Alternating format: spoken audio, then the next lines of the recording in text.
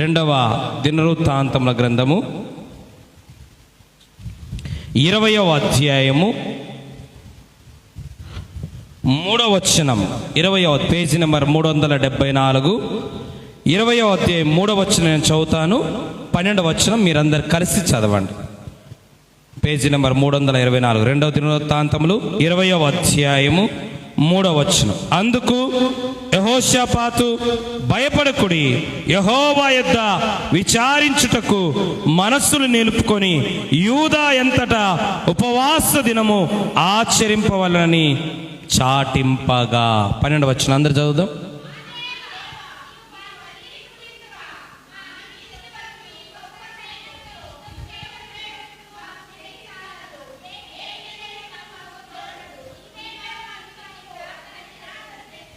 నీవే మాకు దిక్కని ప్రార్థన చేశాం. ఈరోజు చిట్లూరులో కృతజ్ఞత ఉపవాస కూడికలో దేవుడు అద్భుతంగా ఇదే వాక్యము గురించి మరి 5 విషయాలు మేము ధ్యానం చేసుకుందాం. యెహోషాపాతు జీవితములోకి, కుటుంబములోకి, రాజ్యములోకి ఒక విపత్కరమైన పరిస్థితి, విరోధమైన పరిస్థితి, విషతుల్యమైన పరిస్థితి ఎదురైనప్పుడు యెహోషాపాతు తాను వ్యక్తిగతంగా ఉపవాసం ఉండాలని, కుటుంబముతో ఉపవాసం ఉండాలని, రాజ్యమంతా ఉపవాసం ఉండాలని ఒక తీర్మానం చేసుకున్నారు. మన జీవితంలో కూడా గుర్తుపెట్టుకోండి, మన జీవితంలో విపత్కరమైన పరిస్థితులు, విరోధమైన పరిస్థితులు, విషతుల్యమైన పరిస్థితులు వచ్చినప్పుడు మొదట మనకు గుర్తు రావాల్సింది ఉపవాస ప్రార్థన. మొదట గుర్తు రావాల్సింది ఉపవాస అనుభవం. అది ఎప్పుడు మర్చిపోకూడదు. మంచిది.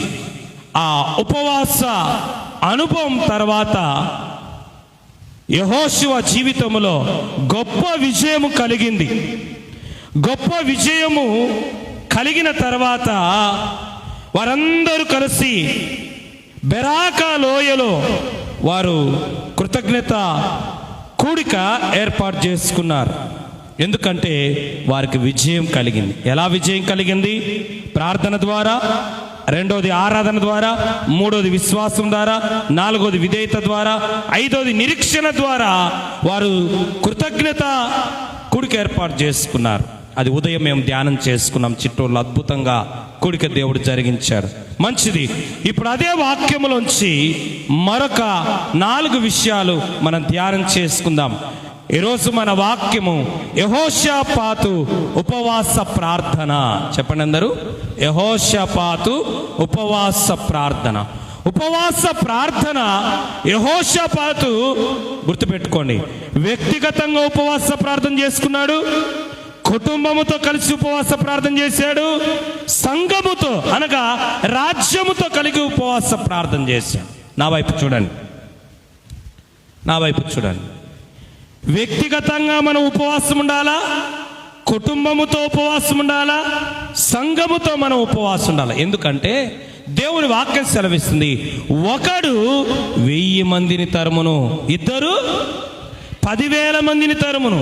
మరి ఒంటరిగా ఉపవాసం చేస్తే 1000 శక్తి ఉన్నప్పుడు, కుటుంబం ఇద్దరనుకో, భార్యో బిడ్డలో, కుటుంబంతో ప్రార్థిస్తే 10,000 శక్తి ఉన్నప్పుడు, సంఘములో 30-40 మందితో ప్రార్థిస్తే ఇంకా ఎంత శక్తి ఉంటుందో. చప్పట్లు కొట్టి దేవుని గణపరచండి.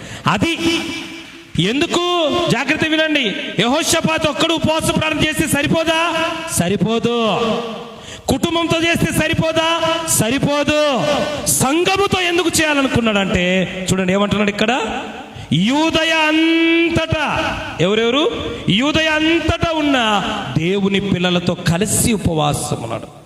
ఎందుకంటే వ్యక్తిగత ఉపవాస ప్రార్థన కంటే, కుటుంబ ఉపవాస ప్రార్థన కంటే, సంఘముతో చేసే ఉపవాస ప్రార్థన చాలా బలమైనది, చాలా ప్రభావితమైనది, చాలా ప్రయోజనకరమైనది, చాలా ఫలభరితమైనది. హల్లెలూయా. అది గుర్తుపెట్టుకోండి, ఎప్పుడైనా గుర్తుపెట్టుకోండి. ఒక్కడిగా ఉన్నప్పుడు, మనం ఒక్కరిగా ఉంటే పరిస్థితి ఏంది? మన పక్కన ఇంకొకరు ఉంటే ఎట్లుంటుంది? అర్థం కాలేదా? చూడమనిగా చెప్పమని చెప్పింది. నువ్వు ఒక్కరిగా పోతున్నావు, ఎదురుగా 10 మంది వచ్చినారు, అప్పుడు నీకు ఎట్లుంటుంది? నీ పక్కన ఇంకొకరు వచ్చి నిలబడితే అప్పుడు ఎట్లుంటుంది? నీ పక్కన ఇంకొక 10 మంది నిలబడితే అదే వ్యక్తిగత ప్రార్థనకు, కుటుంబ ప్రార్థనకు, సంఘ ప్రార్థనకు తేడా. కనుక ఈ 3 ముఖ్యమైనవే, ప్రయోజనకరమైనవి, ఫలభరితమైనది, అలాగనే ప్రభావమైనవి. సరే, యూద అందరూ వచ్చినారు, అందరూ వచ్చి ఉపవాస ప్రార్థన చేస్తున్నారు. ఏమైంది? యెహోషాపాతు ఉపవాస ప్రార్థన చేసినప్పుడు, కుటుంబంతో ప్రార్థన చేసినప్పుడు, సంఘము అనగా రాజ్యముతో, దేవుని బిడలతో కలిసి ప్రార్థనలు చేసినప్పుడు ఏమైందో 4 విషయాలు చూద్దాం. నెంబర్ 1, 20వ అధ్యాయం 3వ వచనం. అందుకు యెహోషాపాతు, చాలు, ప్రార్థన చేయనప్పుడు, ఉపవాసము లేనప్పుడు భయముతో బతుకుతా ఉన్నాడు. 15వ వచనం చదవండి. 15వ వచనం.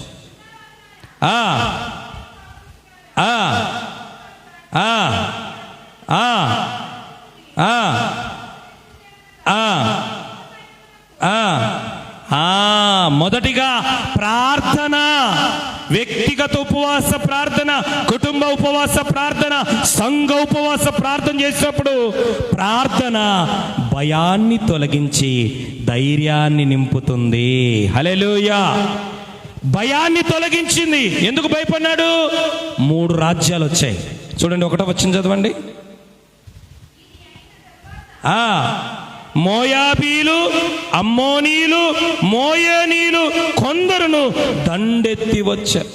3 దారులలో నుంచి 3 రకాల ప్రజలు, 3 రకాల సైన్యం వచ్చినప్పుడు భయపడిపోయినాడు. ఈరోజు నీ జీవితంలో, నీ కుటుంబంలో, మన బ్రతుకులో ఏదైతే భయాన్ని తీసుకొస్తుందో, ఏదైతే భయాన్ని పుట్టిస్తుందో, ఏదైతే భయాన్ని మనలో కలిగిస్తుందో, దాన్ని జయించాలంటే ఒంటరి ప్రార్థన సరిపోదు, కుటుంబ ప్రార్థన సరిపోదు, సంఘముతో ప్రార్థించాలి. ఎలా ప్రార్థించాలి? సంఘముతో ప్రార్థన చేయాలి. అందుకే సంఘ ఉపవాస ప్రార్థన చాలా శక్తివంతమైనది. అందుకే యెహోషాపాతు అనుకున్నాడు, ఓయమ్మో 3 రకాల సమస్యలు వచ్చినాయి, 3 రకాల బాధలు వచ్చినాయి, 3 రకాల శోధనలు వచ్చినాయి, నేనొక్కని సరిపోదు, నా కుటుంబం సరిపోదు, కనుక దేవుని బిడ్డలందరినీ కలుపుకొని ప్రార్థన చేయాలనుకుని ఒక తీర్మానం చేసుకుని, ఈరోజు నువ్వు కూడా తీర్మానం చేసుకో. నీ జీవితంలో నువ్వు జయించలేని పరిస్థితులలో దేవుని బిడ్డలు కలుపుకొని ప్రార్థన చేసినప్పుడు, సంఘముగా కలుపుకొని అంటే సంఘముగా ప్రార్థించినప్పుడు మొదట ఏం జరుగుతుందంటే చెప్దాం. ప్రార్థన భయాన్ని తొలగించి ధైర్యాన్ని నింపుతుంది. భయము మనిషిని అచేతునిగా చేస్తుంది, నిశ్చేష్టునిగా చేస్తుంది, నిర్వీర్యము చేస్తుంది, నిలవరంపరిచేటట్టు చేస్తుంది. భయం అంత డేంజర్. అందుకే దేవుని వాక్యం సెలవిస్తుంది సామెతలు, భయము వలన ఉరి వచ్చును. ఏమొస్తుంది భయం వల్ల? ఉరి బిగుసుకుపోతుంది. భయపడే కొద్దీ సమస్య ఎక్కువైపోతుంది, భయపడే కొద్దీ రోగాలు ఎక్కువైపోతాయి, భయపడే కొద్దీ హార్ట్ బీట్ పెరిగిపోతుంది, భయపడే కొద్దీ బ్లడ్ ప్రెషరేషన్ పెరిగిపోతుంది. అందుకే భయము మనిషిని అచేతునిగా మార్చేస్తుంది, నిశ్చేష్టునిగా చేసేస్తుంది, నిర్వీర్యంగా చేసేస్తుంది భయం. అందుకే యెహోషాపాతు 3 రకాల ప్రజలను, సైన్యాన్ని చూసి భయంకపితుడైపోయినాడు, రాజే భయపడిపోయినాడు. నిజంగా ఈరోజు కూడా నువ్వు దేనిని బట్టి భయపడిపోతున్నావు నీ జీవితంలో, దాన్ని జయించాలంటే దేవుని పిల్లలతో కలిసి ఉపవాస ప్రార్థన చేయాలి. అప్పుడేమైందంటే దేవుడు ఒక మాట అంటాడు, యెహోషాపాతు, ఇశ్రాయేలు ప్రజలారా భయపడకుడి, జడియకుడి. ప్రార్థన చేయకముందు భయపడుతూ బతికాడు, ప్రార్థన చేసిన తర్వాత ధైర్యముగా ఉన్నాడు. దేవునికి స్తోత్రం కలంగాక. ధైర్యము మనిషిని ఏం చేస్తుంది తెలుసా? పరిస్థితులను నిలువరిచే వ్యక్తిగా మారుస్తుంది. ధైర్యము నిలదొక్కునేటట్టు చేస్తుంది, ధైర్యము నిశ్చయస్తునిగా చేస్తుంది. అందుకే ప్రార్థన భయాన్ని తీసివేసి ధైర్యాన్ని పుట్టిస్తుంది. అపోస్తల కార్యాలు 4వ అధ్యాయం 31వ వచనం. అపోస్తుల కార్యాలు 4:31. వారు ప్రార్థన చేయగానే వారు కూడి ఉన్న అప్పుడు వారందరూ ధైర్యముగా చూడ. అంతవరకు ఏమైనారు? ఓయమ్మో ఇంత జనం ఉన్నారు, వాక్యం చెప్పగలుగుతామా, ప్రార్థన చేయగలుగుతామా, సువార్త ప్రకటించగలని భయపడిపోయిన వాళ్ళు ఎప్పుడైతే ప్రార్థన చేశారో ధైర్యం వచ్చేసింది. ప్రకటించేస్తాం, ఏం కాదు. ఎంత గొప్ప విషయం. ఈరోజు అనేక మంది భయముతో వ్యక్తిగత సమస్యలు, కుటుంబ సమస్యలు, ఆర్థిక సమస్యలు, అనారోగ్య సమస్యలు, మతోన్మాదుల సమస్యలు, ఇరుగు పొరు వారి సమస్యలతో భయముతో బిక్కుకుంటా దాక్కుంటగా పిరికి బారిగా మారిపోతున్న ఈ దినాలలో తిరిగి ఉపవాస ప్రార్థనలు మనలో ధైర్యాన్ని నింపుతాయి. ధైర్యం వల్ల ఏదైనా చేయగలుగుతాం, ధైర్యం వల్ల ఏదైనా సాధించగలుగుతాం, ధైర్యం వలన దేనికైనా ముందుకు వెళ్ళగలుగుతాం. ఆ తెగింపునిస్తుంది ధైర్యం. అది అందరికీ రాదు, ప్రార్థన చేసే వారికే ఉంటుంది ధైర్యం. ప్రార్థన చేసేవాడు దేనికి భయపడడు, అన్నిటికీ భయపడేవాడు ప్రార్థన చేయలేడు. అర్థమైందే? ఏమర్థమైంది? అన్నిటికీ భయపడేవాడేమో ప్రార్థన చేయలేడు, ప్రార్థన చేసేవాడేమో దేనికి భయపడడు. వ్యక్తులకు భయపడడు, శక్తులకు భయపడడు. ఎందుకంటే అందుకే చూడేమని, వారు ప్రార్థన చేయగానే కంపించి ధైర్యముగా. ఈరోజు ఆ ధైర్యము రావాలి, ఆ ధైర్యము రావాలి. ఈరోజు చాలామంది పిరికి పందల్లాగా జీవితం మీద విరక్తి చెంది, కుటుంబం మీద విరక్తి చెంది, బ్రతుకు మీద విరక్తి చెంది పిరికి పందలుగా మారిపోయి ఆత్మహత్యలు చేసుకుంటున్నారు. ఊరు విడిచిపెట్టి వెళ్ళిపోతున్నారు, కుటుంబాన్ని విడిచిపెట్టి వెళ్ళిపోతున్నారు. ఎందుకు? భయం.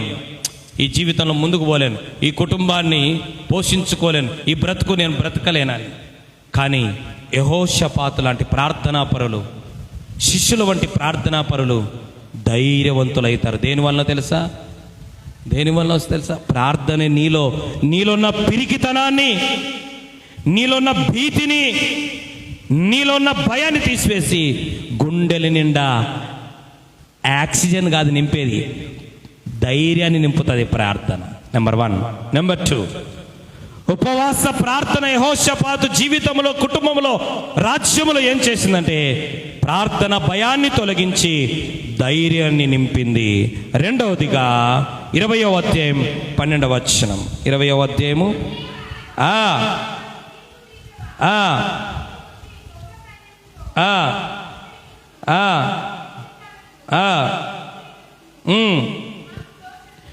చాలు. రెండవదిగా 15వ వచనం చదవండి.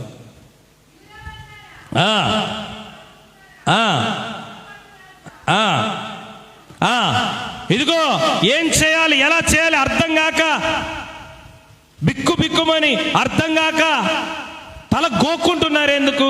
యెహోషాపాతు రాజా.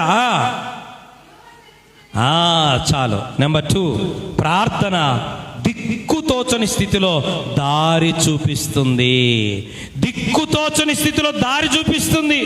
ఈరోజు చాలా మందికి దిక్కు తెలియడం లేదు, ఎట్ట బతకాలో తెలియడం లేదు, ఎట్ట ముందుకు పోవాలో తెలియలేదు, ఎలా జీవించాలో తెలియని బిక్కుమన దిక్కుతోచక తల గీక్కుంటున్నారు. ఎట్లా ఈ సమస్య నుంచి బయటపడేది, ఎట్లా ఈ బాధ నుంచి బయటపడేది, ఎట్లా ఈ శోధన నుంచి బయటపడేది, ఎలా జీవితంలో ముందుకు పోలేది, దిక్కు తోచని పరిస్థితిలో ఉన్నారు. నలుదిక్కులుగా దారులు మూసుకుపోయిన యెహోషాపాతుకు పరిస్థితులన్నీ దారి మూసేశాయి. ఆలోచనలు, మైండ్ ఏమైపోయింది? స్ట్రక్ అయిపోయింది. ఏం ఆలోచన చేయదు. ఏమన్నాడు? మాకు దిక్కు తోచడం లేదు నాయన. ఏం తోచడం లేదు? దిక్కు తెల్లే. ఎట్లా ఏం చేయాలనో కూడా తెలియడం లేదు. ఇలాంటి గుర్తుపెట్టుకో, ఏమి చేయాలో నీకు తెలియనప్పుడు ఒకటే చేయి, ప్రార్థన. అంతే. ఏం చేయాలో తెలియనప్పుడు, ఏమి అర్థం కానప్పుడు, ఏమి దిక్కు తోచినప్పుడు మోకాళ్ళ మీద ఉపవాసం ఉండు, అదే తెలిసిపోతుంది అంతా. హల్లెలూయా. అందుకే నలుదిక్కులుగా, ఒకవైపు అమ్మోనీయులు, ఒకవైపు మోయోనీయులు, 3 దారుల నుంచి వచ్చారు. ఇంకో దారిలో నుంచి ఇంకోటి వచ్చింది. ఏమొచ్చింది? భయం వచ్చింది. 3 దారిలోంచేమో సైన్యం వచ్చింది, ఇంకో దారిలోంచి ఏమొచ్చింది, 4 దిక్కులు మూసుకుపోయినాయి. ఇప్పుడు అన్నాడు, దేవా దిక్కు తెలియడం లేదు నాయన, ఎట్ట చదివించాలి పిల్లలను, దిక్కుడు ఏం లేదు, పనులు లేదు, ఎట్లా బతకాలా దిక్కు తెలియడం లేదు, అసలు ఎట్లా సేవ చేయాలా దిక్కు తెలియడం లేదు, ఎట్లా ముందుకు వెళ్ళాలా దిక్కు తెలియడం లేదు. అప్పుడు ఒకటే, మోకాళ్ళ మీద ఉపవాస ప్రార్థన చేయాలి. ఎప్పుడైతే ప్రార్థన చేయనప్పుడు దిక్కు తెలియని స్థితిలో ఉన్నాడు, ప్రార్థన చేసిన తర్వాత ఇదిగో దారి చూపిస్తున్నాడు దేవుడు. దేవునికి స్తోత్రం కలంగాక. దేవుడే వారికి ఒక దారి చూపిస్తున్నాడు, దేవుడే వారికి ఒక ఆలోచన ఇస్తున్నాడు, దేవుడే వారికి ఒక నడిపింపునిస్తున్నాడు. ఏం చెయ్యాలా, ఎలా చెయ్యాలా అని 12వ వచనంలో ఇందాక చదివాం కదా, ఏమీ చేయుటకు మాకు దిక్కు తోచడం లేదు, దిక్కు తోచడం లేదు నాయన, మాకేం చేయాలో. చాలామంది ఈ రోజులో కూడా ఏం చేయాలో అర్థం కాక జీవితము ఏమైపోతుంది, అస్తవ్యస్తమైపోతూ ఉంది. జీవితము చిందరవందరం అయిపోతూ ఉంది. ఎందుకంటే ఏమీ చేయడానికి ఆలోచన లేదు, ఏమీ చేయడానికి మనస్సు లేదు. ఇలాంటప్పుడు అదే సైతాను దాడి. ఎవరు దాడి అది? నీకు దిక్కు తోచకుండా చేసేది ఎవరంటే సైతానే. నీ మైండ్ పని చేయకుండా చేసేది ఎవరంటే సాతానే. అందుకే సాతాను నీ మనస్సు అనే మైదానంలో యుద్ధం చేస్తుంది, కనబడేటట్టు యుద్ధం చేయదు సాతాను. ఎప్పుడు గుర్తుపెట్టుకొని, సాతాను ఎదురుకొచ్చి కత్తి తీసుకొని నీకు సమస్యలు చుట్టిస్తానికి. సాతాను పని చేసే స్థలం ఏంటో తెలుసా? మైండ్. ఈ మైండ్లోనే పని చేస్తుంటుంది సాతాను. ఆ మైండ్ నీకు డిస్టర్బ్ చేస్తుంది సాతాను. ప్రార్థన చేసుకోకుండా, బైబిల్ చదవకుండా, ఆరాధన చేసుకోకుండా ఈ మైండ్లో సాతాను ఏం చేస్తుంది, నీకు డిస్టర్బ్ చేసేస్తుంది. చూడండి, కళ్ళు మూసేసినాం అనుకో, ఏం ముందుందో ఏమనుకుందో అర్థమవుతుందే. సాతాను ఏం చేస్తాడు, నీ మైండ్ మూసేస్తాడు. సాతాను ఏం చేస్తుంటే మన మైండ్ అనేది మనోనేత్రాలు అంటారు. ఏమంటారు? మనోనేత్ర. ఎప్పుడైతే మైండ్ మూసేస్తుందో సాతాను, అప్పుడు మనకు దిక్కు తెలియదు. ఎప్పుడైతే మనకు దిక్కు తెలియదో అప్పుడు అనుకుంటాం ఈ జీవితం వద్దు అనుకుంటాం. అది సాతాను టార్గెట్. నిన్నెట్టయినా సరే చంపేయాలా. సాతాను ఆలోచన ఏంటంటే భౌతికంగా చంపేయాలా, ఆత్మీయంగా చంపాలా. అలా చంపాలంటే నీ మైండ్ పని చేయకుండా చేయాలి ఫస్ట్. మీకు వస్తుంది తెలుసా? నా వైపు చూడండి. మెదడులో నరాలు కానీ పని చేయకపోతే చేతులు పనిచేయవు, కాళ్ళు పనిచేయవు, ఏ అవయవాలు పనిచేయవు. అంటే సిస్టమ్ అంతా ఎక్కడుంది? అందుకే దెబ్బ ఆడగొడుతుంది సాతాను. యెహోషాపాతుకు భయం ఎక్కడొచ్చింది? ఎక్కడ భయం పుట్టేది? ఎక్కడ? ఏది చూస్తారు? భయం ఏడ పుడుతుంది? మరి చూస్తారేంది? భయం ఏడ మనసులో పుడుతుంది. కనుక మనసు మీద దెబ్బ కొట్టాలని ప్లాన్ చేశాడు సాతాను. ఈరోజు కూడా అనేక కుటుంబాలు, అనేక సంఘాలు, అనేక జీవితాలు ఎందుకు డిస్టర్బ్ అవుతున్నాయంటే వాళ్ళకు తెలియకుండానే, మనకు తెలియకుండానే మన మైండ్ మూసేస్తుంది సాతాను. అందుకే దేవుడు అంటున్నాడు 32వ కీర్తన 8వ వచనం. 32వ కీర్తన 8వ వచనం.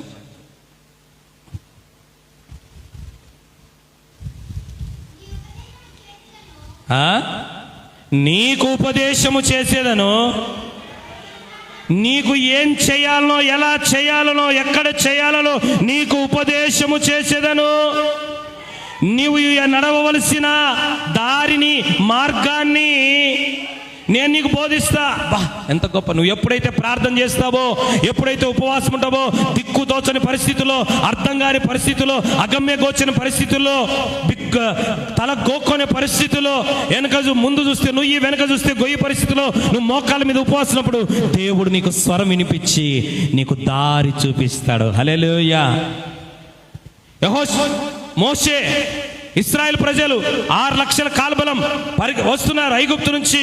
ముందు సముద్రం ఉంది, వెనకల సైన్యం ఉంది, దిక్కుదోచలే.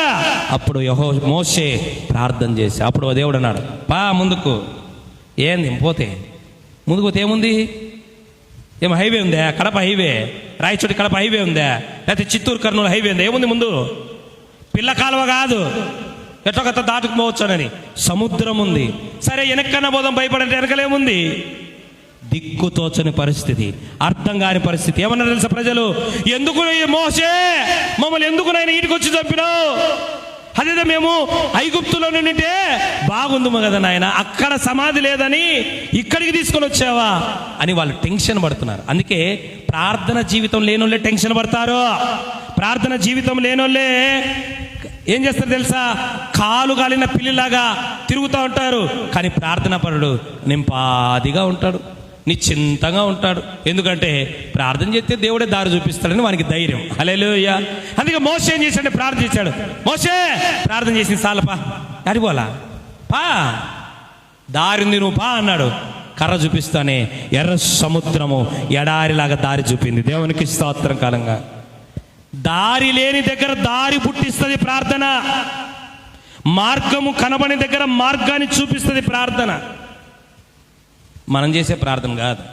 యెహోషువలాగా సావో రేవో అని ప్రార్థన చేయాలి. ఇట్లాంటి ప్రార్థన ద్వారా రెండవదిగా ప్రార్థన దిక్కుతోచని స్థితిలో దారి చూపిస్తుంది. మనకు దిక్కు తోచినప్పుడు ప్రార్థన చేసుకో, దేవుడే దారి చూపిస్తాడు. అందుకే మనం పాటలు పాడుతుంటాం కదా, పాటలు మాత్రం ఎంత బాగా పాడతాం. ఏమని? నీవు నా తోడు ఉన్నావయ్యా.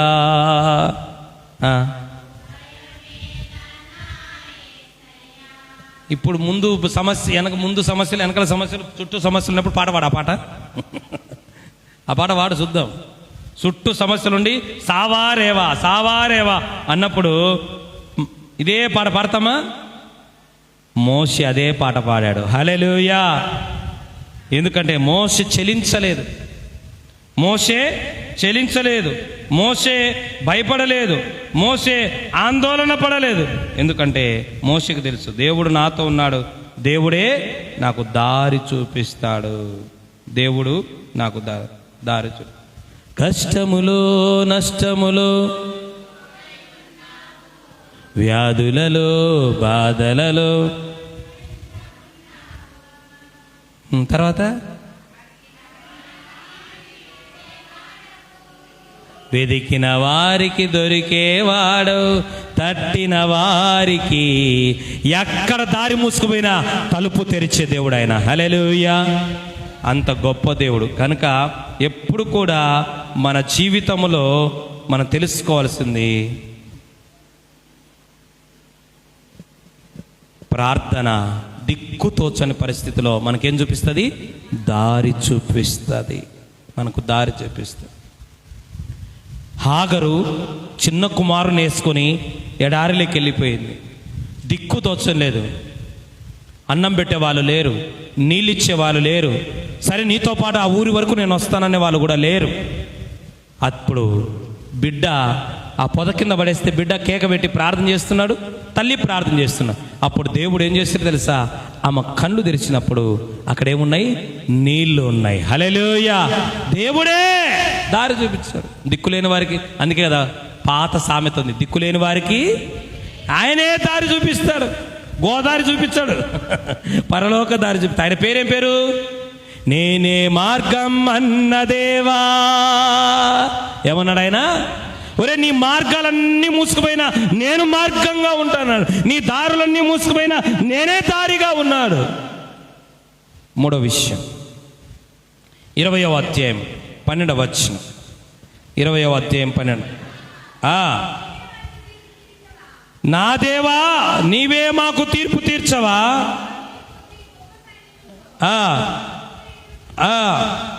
చాలు చాలు. 25వ వచనం. 25వ వచనం.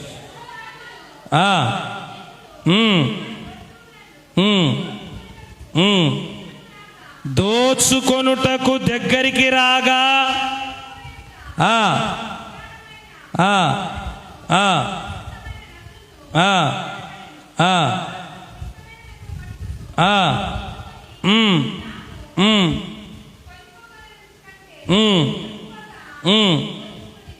ఎన్ని రోజులు చదువు?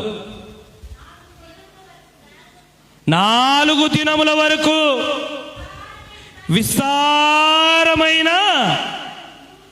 చాలు చాలు. ఎన్ని దినాలు పట్టింది? 3 దినం. మీకు విషయం తెలుసా? బెండకాయలు వలసాలంటేనే 4 వలిసేసరికి అంటే వంకాయలు తొక్క తీసేదానికి ఒక గంట, సరే గంట, ఒక పెద్ద మూట తీసుకొచ్చే వంకాయలు దానికి తొడిమి తీసేసరికి ఒక 30 కాయలు తీసేసరికి మళ్ళీ 2 సేపు అండి చేతులు నచ్చిపోతాయి లేదా? జనరల్గా నస్తాయి. అట్లాంటిది 3 రోజులు నాన్ స్టాప్గా బంగారు దండలు రింగులు ఒలుసుకుంటూనే ఉన్నారు. ఎట్టొచ్చింది ఆ శక్తి? ఇందాకేమన్నాడు ప్రార్థన చేయనప్పుడు? మాకు శక్తి లేదు నాయనా అన్నాడు. మరి 3 రోజులు అసలు విసిగిపోకోకుండా, అలసిపోకుండా, సొలసిపోకోకుండా, పడిపోకుండా 3 రోజులు నిలబడే శక్తి, ఒలిచే శక్తి ఎట్టొచ్చింది?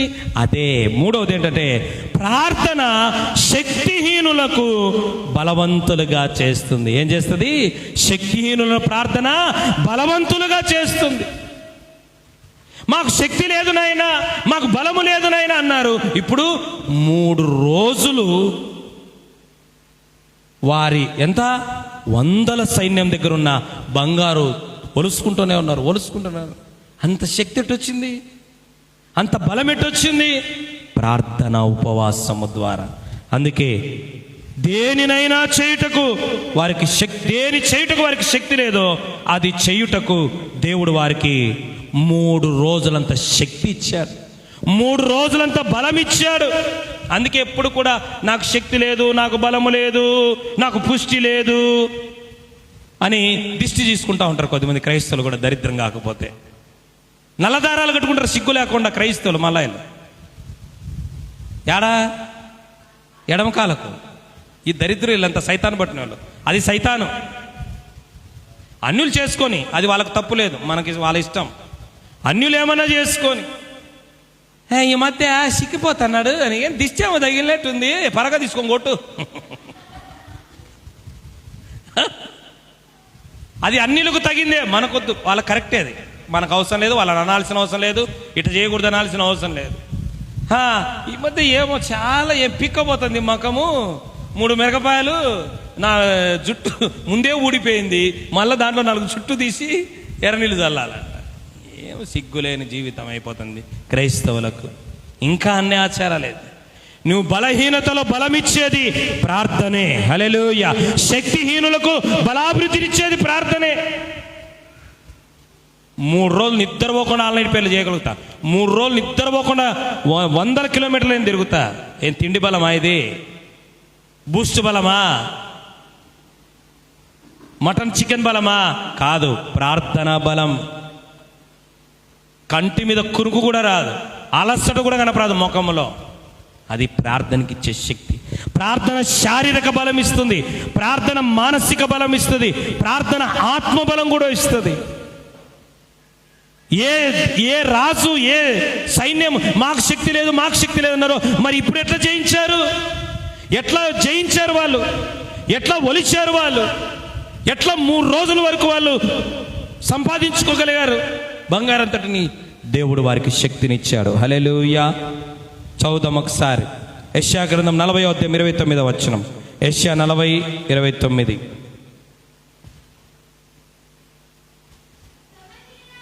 సొమ్మసిల్లి అలసిపోయిన వారికి బలమిచ్చువాడు ఆయనే. ఫిలిప్పీ పత్రిక, నన్ను బలపరచువానెందు నేను సమస్తము చేయగలుగుతా. 4వ విషయం 2వ దినవృత్తాంతం 20వ అధ్యాయం 5వ వచనం చదవండి. 5వ వచనం నుంచి 12వ వచనం వరకు ఇంటికి వెళ్ళి చదువుకోండి. 2వ దినవృత్తాంతంలో 20వ అధ్యాయం 5 నుంచి 12 వరకు మనం చదివితే అక్కడ ఉంటుందా? చదువు.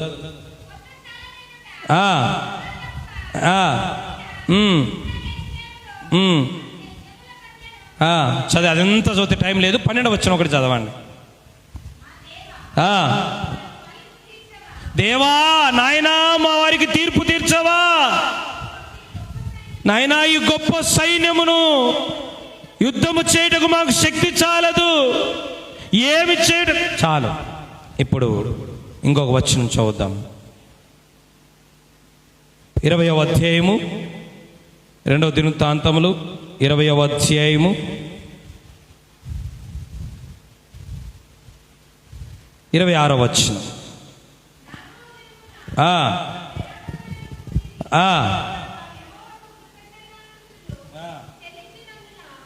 యెహోవాకు కృతజ్ఞతాస్తుతులు యెహోవాకు వారు కృతజ్ఞతాస్తుతులు చెల్లించని. 27వ వచనం, ఇలాగున యెహోవా వారి శత్రువు మీద వారికి జయం అనుగ్రహించి వారిని సంతోషపరచడం. చాలు. చివరిగా 4వదిగా ఉపవాస ప్రార్థన. వ్యక్తిగత ఉపవాస ప్రార్థన, కుటుంబ ఉపవాస ప్రార్థన, సంఘ ఉపవాస ప్రార్థన ఏం చేసిందంటే ప్రార్థన శోక స్థితిని స్తుతి స్థితిగా మార్చింది. హల్లెలూయా. శోక స్థితి, శోకములో ఉన్నారు.